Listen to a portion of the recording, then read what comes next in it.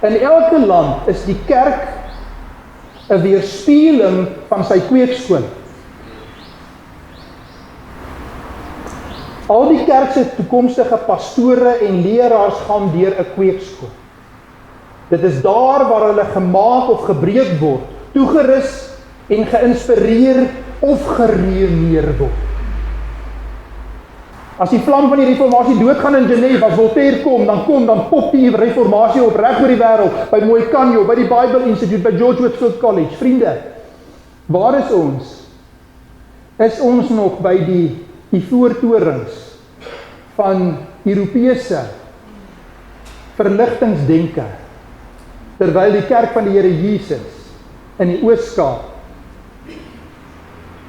en in die Kaapse vlakte is?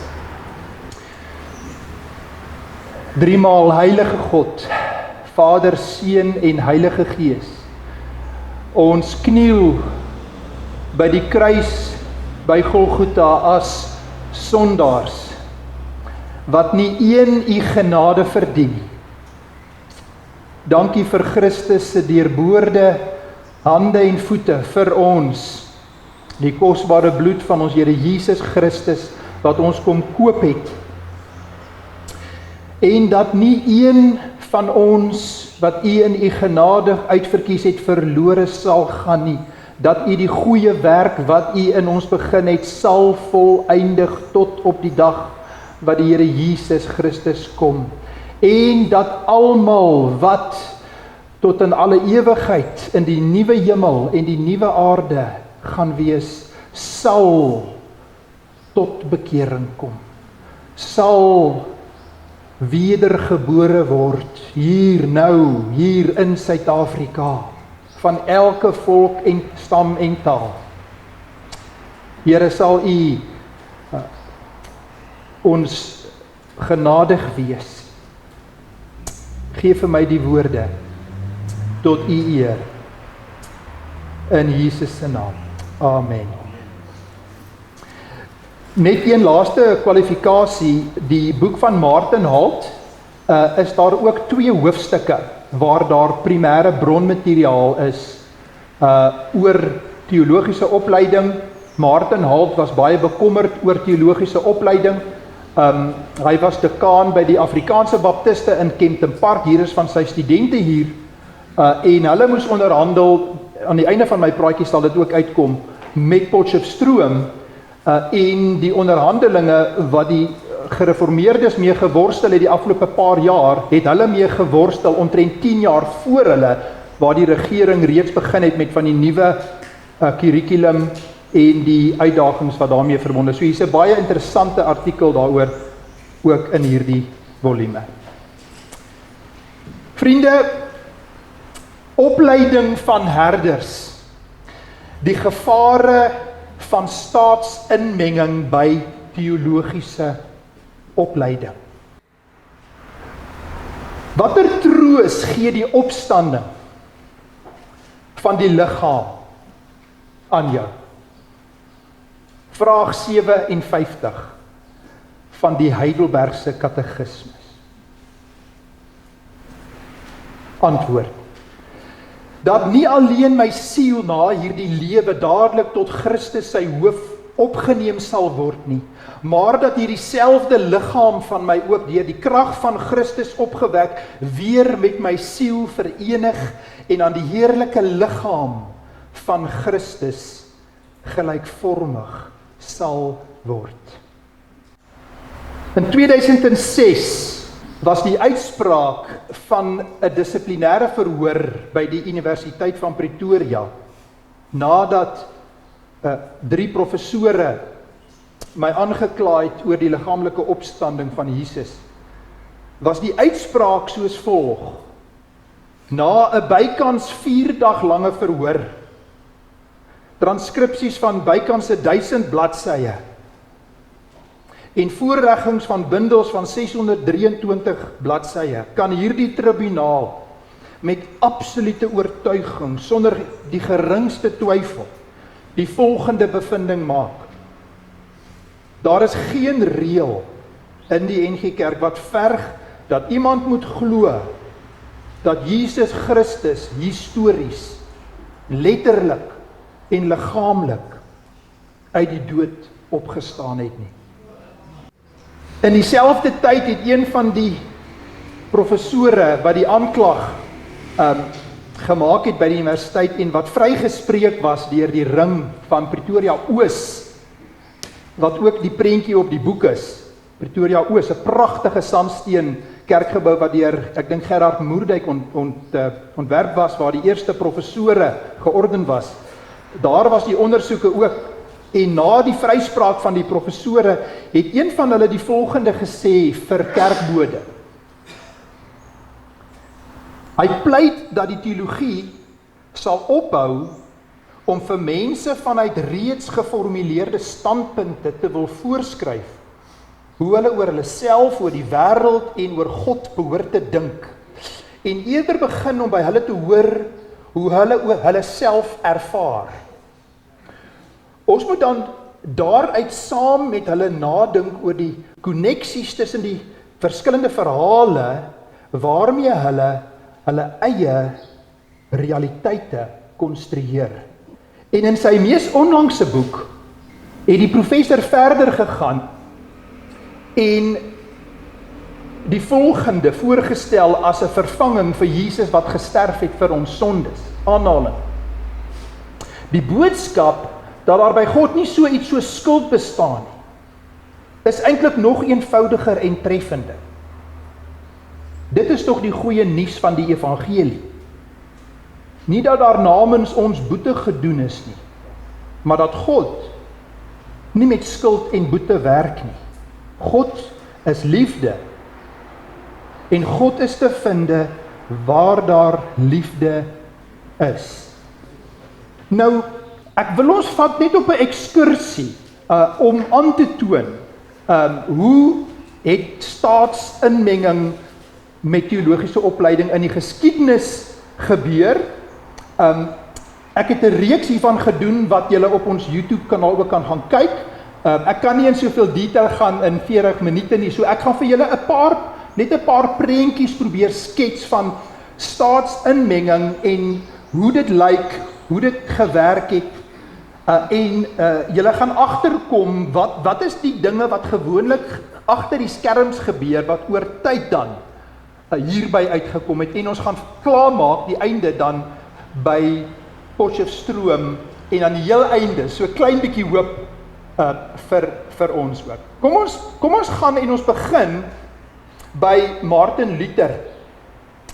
En almal weet 31 Oktober 1517 Martin Luther, hier staan ek kan nie anders nie, die 95 stellings, en min mense weet dat 'n paar jaar later het hy vir die adelstand wat bymekaar gekom het en gesê, nou moet ons herbesin oor die universiteite, dat hy vir hulle 'n voordrag gegee het en die volgende gesê in Afrikaans vertaal. Die universiteite het 'n gesonde en deeglike hervorming nodig. Niks kan meer goddeloos wees of die duiwel beter dien as ongereformeerde of onhervormde universiteite nie. En nou sê hy in 1522, ek vrees dat die universiteite wyd oop poorte is wat lei na die hel. En toe het hy saam met Melanchthon op 'n groot projek geloods om reformatie in die universiteite deur te voer, en toe het hulle onder andere 'n belydenis saamgestel, wat hulle wil hê dat die professore en die studente moet vat as die raamwerk waarbinne hierdie universiteite hervorm word, en dit sê onder andere die volgende: in die universiteit wil ons die suiwer leer van die evangelie in ooreenstemming met die belydenis hê. Ons stel beslis dat die leerstelling daarvan die ware en ewige konsensus van die universele kerk van God is, en dat dit vroom en getrou aangebied, in stand gehou en gepropageer moet word. En toe het hulle hierdie program deur 'n klomp universiteite gevat, Melanchthon het rondgegaan en hierdie reformatoriese program geïmplementeer. soos 'n golf wat oor die universiteite gespoel het. Uiteindelik, soos wat die reformatie aangegaan het, was daar natuurlik allerlei interessante debatte. Ons gaan nie in detail oor alles praat nie. Daar was ook 'n ortodoksie, 'n groep mense wat gestagneer het. Dit is ook 'n lang gesprek waar ons nou ingaan nie. Maar wat ek vir julle wil aantoon is, op watter stadium is daar baie duidelike merktekens van staatsinmenging waar daar 'n probleem van dwaalleer ontwikkel het. So ek gee vir julle 2 voorbeelde. Die Universiteit van Halle en Wittenberg het op 'n stadium saamgesmelt ook. Halle was 'n nuwe universiteit 1693 en daar was die filosoof Christian Wolff wat die wonderwerke begin ontken het, die rasionalisme, en uiteindelik is hy gevra om te gaan weg van Halle, en hy word toe 'n tipe van 'n celebrity filosoof en hy gaan toe na Marburg toe. Marburg was die eerste reformatoriese universiteit na die reformatie 1528. Daar is hy vir 'n paar jaar en toe word hy later met 'n helde terugontvang by Halle, waar hy toe nou hierdie nuwe teologie en filosofie populêr gemaak het en dit 'n staanplek gegee het.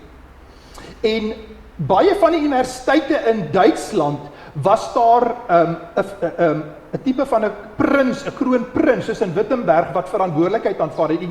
En onthou ook dat Duitsland het eers in 1873 'n verenigde staat geword. So jy het hierdie provinsies gehad wat hulle eie universiteit gehad het en hulle het 'n kroonprins gehad en daar was 'n wisselwerking tussen die kerk en hierdie prins. En Halle was een van hulle. Die volgende groot kontroversie was Gesenius en Wegscheider. Ek gaan nou nie die details daarvan ingaan vir julle nie. Hulle was ook hierdie rasionalistiese verstaan en Hengstenberg, ek wil van die tokkelokke sê wat hier is, julle kan gerus, Hengstenberg, wat nog oor die profesie in die Ou Testament dit verkondig het, wat 'n konservatiewe Ou Testamentikus was. Kry gerus Hengstenberg as jy kan kry. Hy het hulle aangekla, hulle het ook die wonders begin ontken van Christus. En uiteindelik is Gesenius en Wegscheider beskerm deur die staat. En dit was 'n baie belangrike ontwikkeling in die teologie in Duitsland. 'n Lang gesprek, maar dit gee vir julle die prentjie van hierdie spanning wat daar oor tyd tussen die staat, tussen die kroonprins en die universiteite was. Die ander een wat ek nie nou gaan doen nie is Göttingen. Die Universiteit van Göttingen was die volgende ene gewees. Wat begin is deur een van die koninklikes van Engeland wat 'n universiteit wou vestig. Grond gehad het Hannover en daar 'n universiteit gevestig het en hulle het stelselmatig die belydenis nie meer as verpligtend gemaak nie vir die professore. En dan die kroonprins van universiteite in Duitsland, Berlyn, Friedrich Schleiermacher, Adolf von Harnack, as jy in die teologie is, daai name, het jy nie 'n keuse nie, jy moet hulle ernstig opneem. Die godheid van Christus was betwyfel, Christus se opstanding, die Triniteit was bevraagteken deur Schleiermacher. Hy wou die teologie 'n wetenskap maak en in die proses het hy 'n nuwe kurrikulum en 'n model ontwerp vir teologie wat nie meer getrou was aan die skrif nie, aan die belydenis nie. En Adolf Schlatter, wat ons gister van gepraat het, wat John Piper gebruik het vir sy navorsing. Schlatter was saam met von Harnack professor gewees. Maar hulle wou nie gehad het hy moet professor word nie. Die vervolging was so erg teen evangeliese professore of predikante om professor te word. Laat ek net vir julle een stukkie net vir die Duitse agtergrond daarvan net sê. Toe Schlatter reg is om professor te word, toe het die minister van onderwys, het hy hom ingeroep en gesê, ek haal gou vir julle aan, net om hierdie prentjie vir julle te gee van hoe dit toe ontwikkel. Hy sê, aanhaling, I have nothing against you becoming an instructor on the faculty, but I assure you that I will not make you a professor. Dit was die minister van onderwys, wat dit vir Adolf Schlatter sê in die 19de eeu, om aan te toon hoe het die impak van die kroonprinse en die departemente in Duitse universiteite geword. Rudolf Bultmann, na wie ons verwys het 'n groot invloed gehad. Hy het koneksies gehad en sy studente het professors geword. Dit is hoe dit in Duitsland, net 'n kort oorsig, hoe dit verloop het. Nou, net vinnig na Calvin hulle toe in Genève. Wat merkwaardig was van die gereformeerdes van Genève, was, hulle het geglo dat alles moet ondersoek word. Hulle het die klassieke Griekse filosofie en kultuur en Plato en Sokrates, het hulle die klassieke tekste herontdek en gelees. Hulle wou dit van die katholieke afvat en sê, ons as gereformeerdes wil dit bestudeer. Hulle was nie bang vir navorsing. En tog het Calvin hulle van die begin af, toe hulle begin met die seminarium, het hulle die belydenis van Genève gebruik, dat al die professore en studente het met 'n skoon gewete die belydenis onderteken. Ek wil tog net vir jou hierdie stukkie lees. Eerstens bevestig ons dat ons die skrif alleen as reël van geloof en godsdienst wil volg, sonder om enige iets anders daarmee te vermeng, wat deur die mening van mense bedink mag word. Julle kry die idee. Dis hoe hulle begin het. Wat baie min mense weet, is dat kort na Calvin het hulle finansiële probleme gehad by Genève uiteindelik. Daar was oorloë gewees met die katholieke.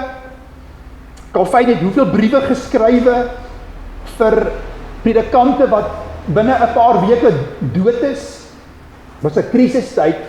En daar was 'n waterskeiding in 1573. Die stadsraad het die professore betaal en die kerk het toesig gehou oor die predikante. En wat gebeur het is, die stadsraad het tydens die oorlog van die geld wat donateurs gegee het vir die seminarium gebruik vir die oorlog, en toe hardloop hulle uit geld uit. Toe is hulle in die knyp. En toe besluit die stadsraad om 2 beroemde LLB professore te beroep na die seminarium. En Bezai hulle het geprotesteer en geargumenteer dat hierdie nuwe fase of hierdie nuwe ontwikkeling nou gaan beteken dat daar 'n klomp veral Duitse studente gaan kom wat nie die belydenis gaan wil onderteken nie. En toe die stadsraad basies die kerk profeet toe en hulle ingebring. En dit is presies wat toe gebeur het. Die belydenis wat onderteken was toe uitgeskuif en van die volgende dekane het dit nie toegepas soos in die verlede nie. Dit het opgebou en uiteindelik in die tyd van Turrettini, dis nie Turrettini se pa nie, wat 'n beroemde klassieke werke geskryf het, dit is sy seun, Jan Alfonso, wat uiteindelik nie meer die belydenis wou onderteken nie, en wat toe met apologetiek, evidentialism, julle sal hierdie ken in Amerika, die presuppositionalists en die evidentialists, daai hele debat, het hy gesê, jy hoef nie te glo in die inspirasie nie, jy hoef nie die inspirasie God wat hom aan jou openbaar nie, die getuienis is genoeg. En toe het hy die belydenis afgeskaf in 1706. Vriende, en binne 100 jaar het Voltaire getrek na Genève toe en gespot met Genève en sê daar's meer filosofe en ateïste in Genève as Christene hoor. Kom ons gaan gou na Nederland. Wat interessant is, Leiden, wat ons nou al van gehoor het, waar Arminius ook was, Leiden is die eerste universiteit in Nederland, net 'n paar dekades na Genève, en 'n baie interessante geskiedenis. Van die begin af was Leiden nie so konfessioneel soos wat Genève was. Was die eerste Nederlandse universiteit, lang gesprekke wat ons daaroor ook kan hê, en dan sien julle die lys van verskillende universiteite, wat redelik vinnig na mekaar gevestig was. Nou, Waarom het ek Leiden en Groningen vir ons geonderstreep met daai sterretjies? Baie belangrik. Die Franse revolusie. Vryheid, gelykheid. Kan ons byvoeg moord. Anargie, revolusie. Verwerping van gesag, natuurlik die Rooms-Katolieke Kerk in Frankryk en ons weet natuurlik die rykes en die armes en die koninklikes, dis 'n komplekse lang gesprek, maar saam met die revolusie wat Immanuel Kant en van daai filosofe intellektueel ondersteun het. Verwerping van God, verwerping van gesag, vryheid van denke, vryheid vir die mens. Napoleon val Nederland in en wat gebeur is, hy sluit al die universiteite, behalwe 2. Leiden en Groningen. Hoekom sluit hy nie daai 2 universiteite? Want die universiteitsbase het besluit om te buig onder Napoleon se voorwaardes. Rasionalisme. Verwerp die gesag van die woord. Vryheid. Hulle bly oop. Franeker word gesluit en word nooit weer oopgemaak. Harderwyk word gesluit in 1811, nooit weer oopgemaak nie. Utrecht vir 'n tyd lank word net 'n skoolstatus. Hy kry sy status eers later weer terug, as hy inval by dieselfde agenda. Napoleon en die Franse revolusie is ongelooflik belangrik om te verstaan wat in Nederland, maar in Suid-Afrika gebeur het. Wat gebeur is, die prins van Oranje kom terug in Nederland en hy wil nou sy status herwin en hy wil weer leier wees. En wat moet jy doen as Napoleon amper die hele Europa oorneem? Jy wil Napoleon gelukkig maak en wat die prins van Oranje doen is, hy neem beheer oor van die staatskerk in Nederland. 'n nuwe kerkorde, 1816. Vriende, daai kerkorde was so streng, dat daar was polisie by die kerke, om seker te maak dat hulle volg die instruksies van die koning. En wat gebeur is, dit word 'n teelaarde vir liberale teologie. Julle sien daar die Groningen skool, dit is in Andrew Murray se versamelwerke, kan julle van hierdie inligting ook kry. Hulle lees Schleiermacher, die Groningen skool het die Triniteit begin ontken, die wonders van Christus. Leiden skool was 'n beroemde professor Scholten, almal word betaal deur die staat. Scholten het ook begin om nie te glo in die uniekheid van Christus nie, ensovoorts.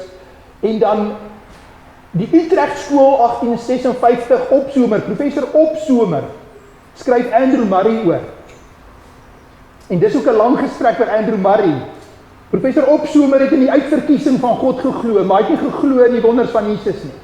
Hulle het 'n radikale, onbybelse uitverkiesingsleer aangehang, maar hulle het nie geglo in Christus se plaasvervangende soendoodoffer nie. Hy het geglo in gebed nie, hy hoef nie meer te bid nie. En Andrew Murray het dit self beleef toe hy daar was.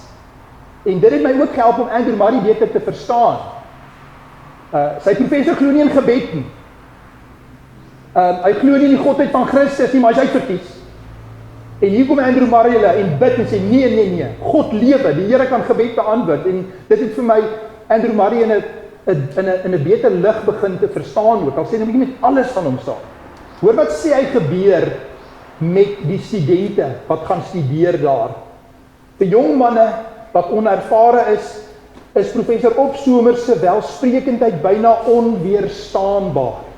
Baie ortodokse huisgesinne het helaas al die treurige gevolge ondervind van sy bekorende mag oor hulle seuns, wat hulle gehoop het om eendag die evangelie te hoor verkondig. En dan skryf hy verder hoe van hierdie studente ateïste geword het.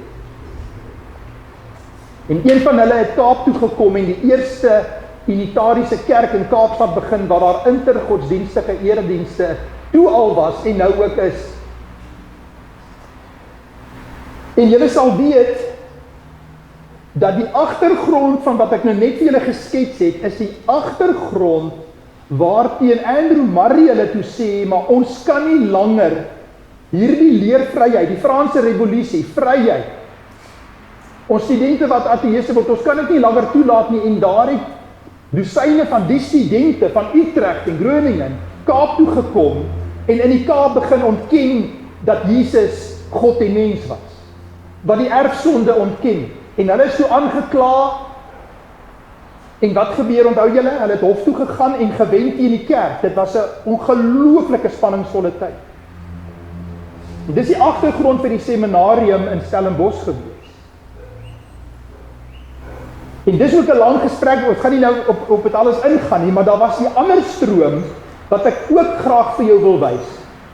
Ons het nou die NG stroom vinnig na verwys. Wat interessant is van die gereformeerde kerke se stroom, as ons gou teruggaan na Napoleon toe, onthou julle nou Groningen, hulle ontken die Triniteit, en die dominees word liberaal, en van die dominees wat agtergebou die Kaap toe gekom het gepreek, en daar was een dominee, Hendrik de Kok, in die 1830s, by Groningen studeer, liberale teoloog, en daar kom iemand en gee vir hom Johannes Calvynse instituties om te lees. Hy lees dit, en hy kom agter, maar hier leer hy van 'n evangelie wat hy nie ken. En daar kom hy waarlik tot bekering, en hy begin die ware evangelie te preek. En wat gebeur? Die polisieering, onthou julle die prins wat wag hou in die gemeentes, daar word hy aangekla deur buurgemeentes wat liberale teologie verkondig, en Hendrik de Kok se kerkdeure word gesluit deur die polisie. Julle kan dit gaan lees. En saam met hom word 'n klomp ander dominees ook uit die kerk gegooi met die nuwe kerkorde wat hulle het, wat van bo af met mag heers oor hulle. En Hendrik de Kok en 'n paar predikante, 7, moet 70 gemeentes bedien elke Sondag. Hulle gaan rond, en hulle het nie karre gehad. Ek dink nie hulle het karre gehad in die 1830, nee. Hulle het seker met die perde gegaan, ja. 70 gemeentes bedien, en die staat beheer al die fakulteite. Waar gaan ons studeer? Hoe gaan ons op predikante oplei? Raai het hulle dit gedoen? My gereformeerde broers, ek hoop hier's 'n paar van hulle wat dit gaan hoor. Hulle het in die pastorie, hulle het in die huise, het hulle die teologiese studente Grieks en Hebreëus geleer. Hulle het die Statenbybel gehad, hulle het gesit en hulle het hulle gementor. Vir meer as 20 jaar was daar nie 'n fakulteit vir gereformeerde dominees nie. Hulle het in pastorie, mentorskapprogramme het hulle opgelei. Daar was 'n paar groepe. Ja, daar was so 'n bietjie verdeeldheid tussen 'n paar. Die een groep het gesê, Broemelkamp het gesê, nee, dit moet 5 jaar wees. De Kok het gesê, nee, wag, ons moet die ouens so vinnig as moontlik in die kerk inkry. De Kok het 30 opgelei, en van hulle is, ek dink 27, deur hierdie klein kerk se synode toe goedgekeur, daar gaan het. 2 jaar. Nou die interessante dinge. Die eerste dopperdominee in Suid-Afrika, ek kan daai woord gebruik. Ek bedoel dit met liefde. Ek het baie broers in die gereformeerde kerk. Die eerste dopperdominee in Suid-Afrika, Dominee Posma, was deel van Hendrik de Kok se groep, wat vervolg is en uit die staatskerk was, en wat in huise die Tokkelokke opgelei het. Dominee Posma het 2 jaar se teologiese opleiding gehad. 2 jaar, maar hy kon sy Grieks en sy Hebreëus lees. Maar 2 jaar opleiding gehad. Hy word beroep Suid-Afrika toe. Hy is georden, hulle stuur hom, en Posma sê, ons kan nie saam met die NG Kerk gaan nie. Onthou nou wat gebeur in daai tyd. Die Skotse burgers, die hofsaake, die liberale teologie, Andrew Murray, hulle probeer die liberale stryd uitsorteer in die Kaap, en Dominee Posma sê, tussen hakies broeders, dit het nie net oor psalms gegaan nie. Dit het nie net oor psalms gegaan nie. Almal sê dit. Nee, gaan lees Posma, dit het gegaan oor die belydenis, dit het gegaan oor dorp en die Heidelbergse katekismes, en om vir Christus, ek kan sommer hoendervleis weer, die ware en die valse kerk. Die valse kerk vervolg hulle wat getrou in die woord en die belydenis wil bly. Hulle ag hulle self hoër as Christus en sy woord en besluit oor die waarheid. Klink dit bekend? So Posma kom en sê broeders, ons moet predikante oplei. En hulle besluit dat hulle gaan in Burgersdorp gaan hulle predikante oplei. Daar het hulle gebly vir 'n klomp jare en uiteindelik geskuif na Potchefstroom. Potchefstroom van 1905 en julle sien ek noem daar tot 2018. 2018, vriende. Martin Halt, net voordat hy dood is, moes die Afrikaanse Baptiste onderhandel vir akkreditasie. So dit is so 9 jaar voor die probleme by Potchefstroom met die gereformeerdes begin het, moet die Afrikaanse Baptiste onderhandel en Martin Halt is saam met die ouens besig om te probeer onderhandel vir hulle akkreditasie. Hulle het nie 'n kontrak gehad wat elke 10 jaar loop soos wat die gereformeerdes gehad het nie. Hulle kontrak, hulle moes 8 of 9 jaar onderhandel voor die gereformeerdes se kontrak vir 10 jaar geloop het verval het. So hulle moes toe so amper soos die proefkonyne met die nuwe kurrikulum, met die nuwe staatsregulasies, moes hulle toe onderhandel en Martin Halt was baie bekommerd. En in hierdie boek sê ons dit. Hy het gesê, ek hou nie daarvan om ander mense se kurrikulum te moet aanbied nie. Hy was bekommerd daaroor dat die staat gaan vir ons dikteer wat ons moet leer. En wat het toe gebeur, as ons kyk na die gereformeerde kerke, Martin Halt waarsku toe al, en 8-9 jaar later, het die gereformeerde kerke by hulle synode gestem en gesê, ons kan nie langer buig onder die gesag van 'n regering, wat van ons gaan verwag, om dinge te leer en te verkondig, wat in stryd is met die woord van God. Amen.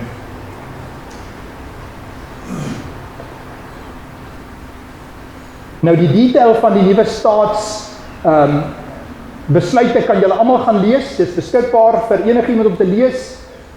Laat ek net sê, dit is nie wat dit voorgee om te wees nie. As jy praat van godsdienstvryheid, nie diskriminasie nie, menswaardigheid, ek het hier langs menswaardigheid in so 'n hakkie gemaak. Ek praat met so 'n mediese dokter in Vredenburg so tyd terug, ek vra vir hom, hoeveel babietjies is dood die afgelope 20 jaar? Sê bietjie meer as 2 miljoen. Vermoor. Wat van hulle menswaardigheid? Wat van hulle wat in die beeld van God gemaak is? Vryheid? Soos Christus? Of soos die humaniste? Kom ek lees eers hierdie aanhaling uit Opgestaan, ons is amper klaar. Nie lank voordat Martin Halt hemel toe is nie, het hy die voorwoord vir Opgestaan geskrywe.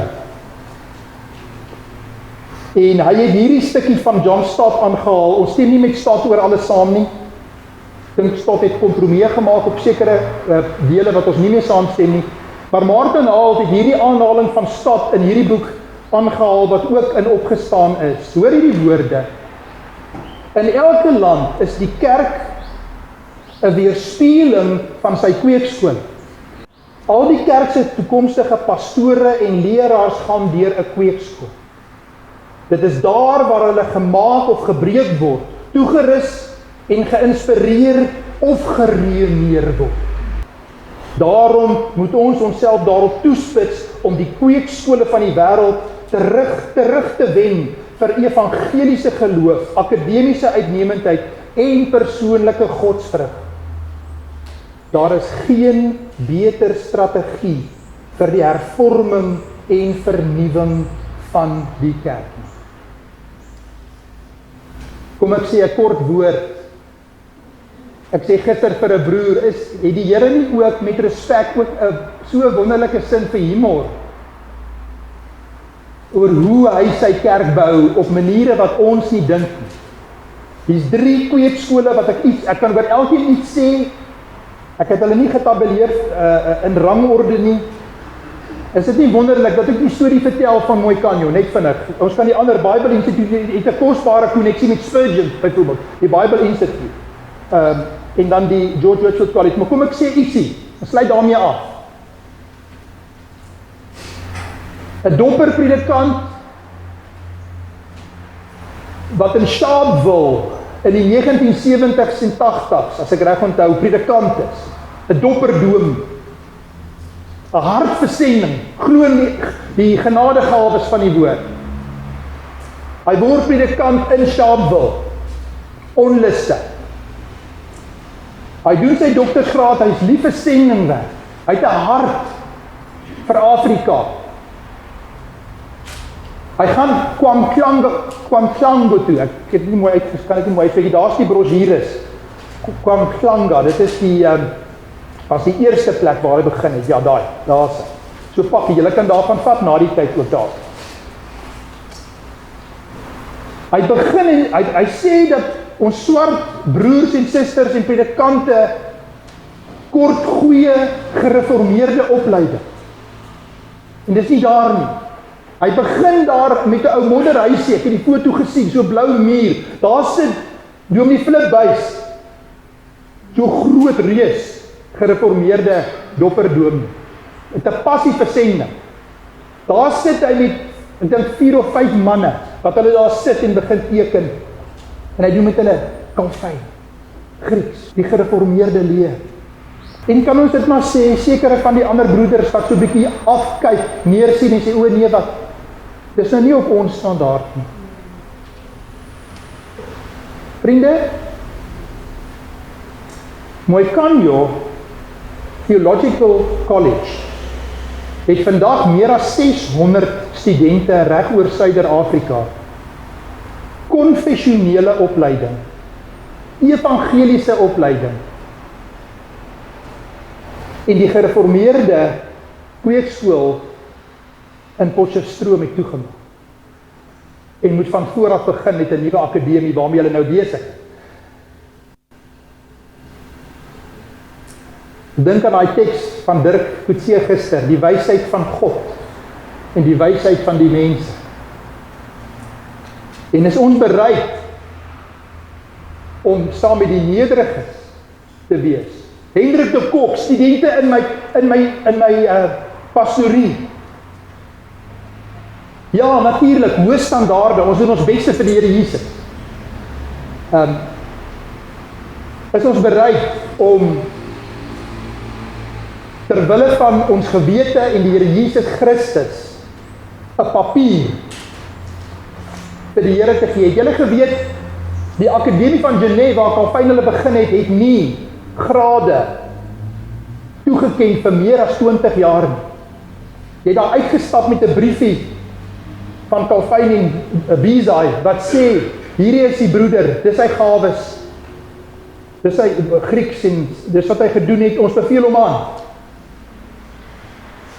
Gaan kyk na jou karakter, jy die Here dien. John Knox is so Skotland toe. En so die Here van daar af reg oor die wêreld sendingstasies geplan. Johannes van der Kemp, sy oupa, Heidelbergse katekismus. As die vlam van die reformatie doodgaan in Genève, as Voltaire dan pop die reformatie op reg oor die wêreld, by Moikanyo, by die Bible Institute, by George Whitefield College. Vriende, waar is ons? Is ons nog by die voortorings van Europese verligtingsdenke, terwyl die kerk van die Here Jesus in die Oos-Kaap en in die Kaapse vlakte is, waar ons bereid is om te gaan waar Christus ons lei. Ek sluit af. 3 verse wat ek vir jou wil gee in jou bediening. En mag ek sê, ek het 2 meestersgrade en 'n doktorsgraad en ek is nie trots daarop nie. Ek ween as ek terugdink aan my PhD in Europa, aan die kompromie, aan my CV, die handtekening van daai professor en daai ander ene, en dat jy daar sit en jy sien hoe dit so maklik gaan oor my status en my karier. Ek skaam daaroor. En ek wil vir jou sê, as jy 'n PhD wil doen, omdat jy dink jy gaan 'n beter dominee wees, Dit is waarskynlik verkeerd. Ek lees vir ons 3 tekste, en jy kan jou oë toemaak terwyl ek dit net lees. Van die Here Jesus, en hoe moet ons kerk wees? Hoe moet ons teologiese opleiding lyk in Suid-Afrika? Matteus 28. Gaan dan na al die nasies toe, en maak die mense my disippels, doop hulle in die naam van die Vader, en die Seun, en die Heilige Gees, en leer hulle om leer hulle om alles te onderhou, wat ek julle beveel het. Dan die woorde van Paulus aan die gemeente in Galasiërs, maar al sou een van ons, of selfs 'n engel uit die hemel, aan julle 'n evangelie verkondig, wat in stryd is met die evangelie, wat ons aan julle verkondig het. Die vloek van God sal hom tref. 2 Timoteus 2 vers 2. Wat jy my voor baie getuies hoor verkondig het, moet jy toevertrou aan wie? Aan 'n student wat lus voel om teologie te gaan studeer, wat geïnteresseerd is, as iets wat hom nog altyd laat geplaat en hy wil gaan bietjie verder leer. Aan studente wat 'n naam vir hulle self wil gaan maak. Nee, Paulus sê, toevertrou aan betroubare manne. Betroubare manne, wat bekwaam sal wees, om dit ook aan ander te leer. Amen. Here, ons buig voor U, ons verneder ons voor U, ons bely voor U ons afgodsdiens, waar ons vir te lank by die Ivoortorings gaan tou staan het vir 'n CV en 'n papier en ons siel verkoop het, terwille van my akkreditasie, terwille van my karier.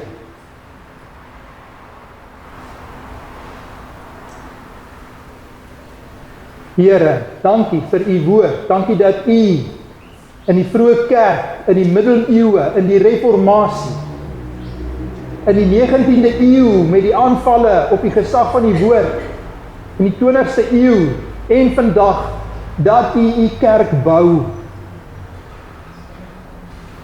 en dat die poorte van die hel dit nie sal oorweldig nie. Here, gee vir ons genade, maak ons getrou tot die dood toe.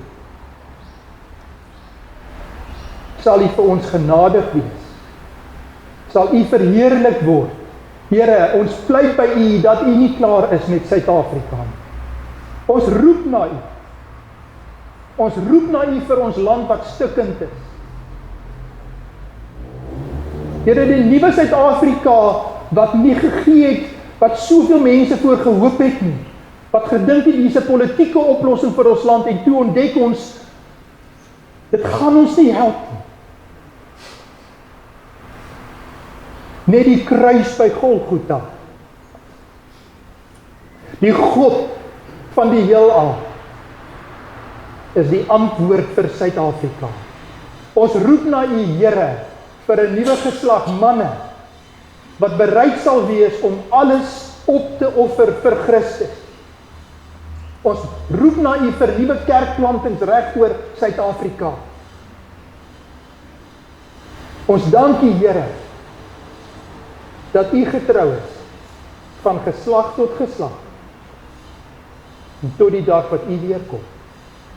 Ons bid dit in die wonderlike naam van ons Here Jesus Christus. Amen.